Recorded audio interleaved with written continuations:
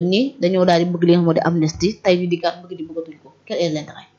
waaw xam nga non ils ont ñoom ñoo déposé woon loi d'amnistie bi défendu d'ailleurs par à l'époque Aïssata Tall Sall comme ministre de la justice je crois. Donc ñoom du point de vue du droit dans le principe war nañu normalement war nañu dem au conseil constitutionnel pour attaquer ko parce que wax naa la sànq ne la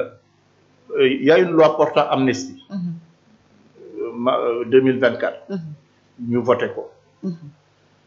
Amadou Ba ñëw ne daf koy interpréter il parle pas d'abrogation interpréter la loi interpréter une loi ma waxaat ko encore répéter ko mooy expliquer le sens de la loi et de définir son champ d'application loi bi amul luñ ci doon expliquer parce que dafa leer nañ loi amnistie bi ba pare champ d'application bi am na ci yoo xam ne dañ ko restreindre am na ci yoo xam ne dañ ko yokk d'accord et loolu du point de vue du droit c'est illégal donc ne serait-ce que pour ça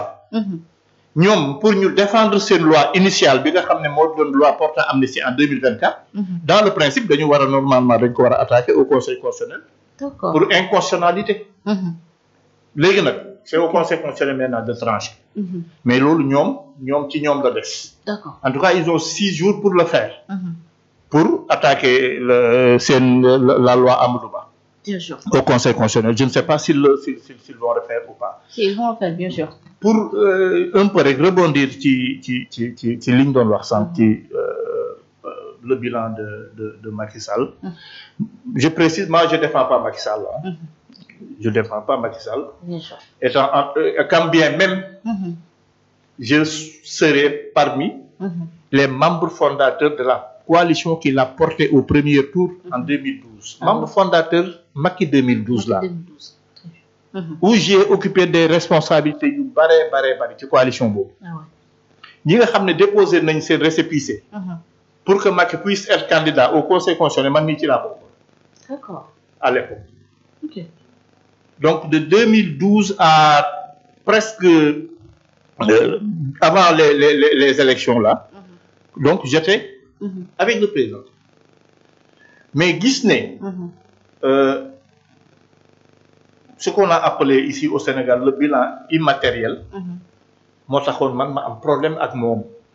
kon bilan bi moo tax nga tàqali wax moom non attends il y a deux choses Macky a un excellent bilan et je peux même me permettre que li mu fi def ci 12 ans yi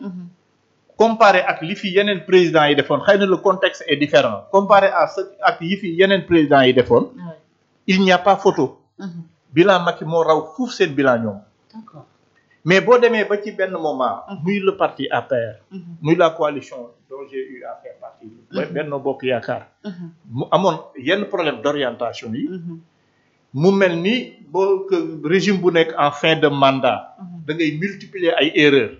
le président en a fait beaucoup le président Macky Sall son entourage également arrogance de donner impression aux Sénégalais que ñi liggéeyatuñ il y a des on parlait de détournement il y a beaucoup de choses yoo xam ne amoon na troisième mandat bi aussi non troisième mandat bi il a été clair nit ñi ñoo gëmoon ni day def troisième mandat moom lui il avait dit très clairement qu'il en ferait pas donc nit bu waxee da ngay jàpp la mu wax nit ñi ñoo defoon seen bopp ñun Sénégalais yi ak ñi nga xam ne dañuy manipuler wooyu dafa bëgg a def troisième wooyu dafa mais le président Macky avait dit qu'il ne ferait pas trois mandats il ne ferait pas moins que ses prédécesseurs loolu la waxoon maintenant loolu lépp bu amee même bu fi Macky deful woon dara ces gens-là on les a élus pour effectivement régler le problème des Sénégalais et du Sénégal c'est-à-dire Macky defu fi dara d'accord jël nañ pouvoir bi ci ay loxoom ak ñi nga xam ne àndoon nañ ak moom ñu jébbal ko Diomaye Sonko ak waa Pastef ne leen defar leen réew mais le problème se trouve le problème maintenant fan la nekk mooy on se rend compte maintenant que ndekete ñi mënuñoo yor réew mi ba koy defar ah oui nous avons fait 1 an man bu dàkk bokkuma ak ñi nga xam ne dañuy toog naan 1 an teel na pour defar nangam 1 an teel na pour nangam y a eu un fondement am na ku ma ne non kër sax boo koy liggéey di nga def 3 ans ma ne ko non kër boo koy liggéey bu amee fondement am ay bunt am li ci kaw am ay lal am frigo boo xam ne séeréer yi mën nañ cee def seen ay ginaar ak ay affaire yu waaw mais kon kay kër googu laajul 3 ans pour nga defar ko. mais ñoom nee na dañoo fekk kër gi en ruine lépp mais kër en ruine dinañ fi organiser ay élections présidentielles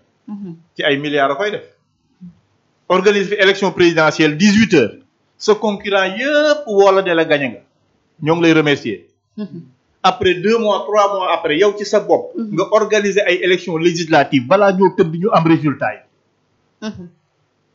kër gu nekk en ruine booba ca jamono yooyu di ñi doon fay salaire normalement le 27 28 29 fonctionnaires yi xam nañ li may wax kër googu nekk na en ruine moom kay moo ñëw ne nous sommes un état contraint nous n'avons plus de marge de manœuvre budgétaire ak xawma lan ak lan yooyu ñoom ñoo ko wax parce que mënuñu c'est ça la vérité il peut pas conduire ce pays-là à bon port mënuñu ko léegi nag yi ñuy def yëpp pour masquer seen ay carences la masquer seen ay limites ak di dugal nit ñi ci ay débat yoo xam ne comme débat yu mel nii ay débat stérile yoo xam ne du ñu jëme fenn mais li ñuy xaar ci ñoom mooy qu'il se ressaisisse mënoo nekk clivant ba ngay nekk ci opposition xam Sénégal ñaar ñii féete fii ñii féete fii nga ñëw pouvoir war a dajale war a rassembler bëgg a xaraat Sénégal ñaar ñii féete fii ñii féete fii li leen di sant mooy lan rikk waay jox nañ leen réew li ñuy xaar mooy ku bëgg a faju étudiants yi dootu ñuy xeex pour seen ay bourses bien sûr panier ménagère bi man cee def lim ci war a def école bi normal def fi yeneen BRT def fi yeneen TER def fi yeneen aéroport def fi yeneen hôpitaux def fi yeneen université yoo xam ne dañu au moins ñoom ñi ñoo fi def exactement ci loolu lañ leen di xaar d'accord merci président nañ ñëwaat ci léegi alors Seyni mu mel ni loi bi ginnaaw bi ñu ko adapté peut être ñu ci bëri ñoo ot na les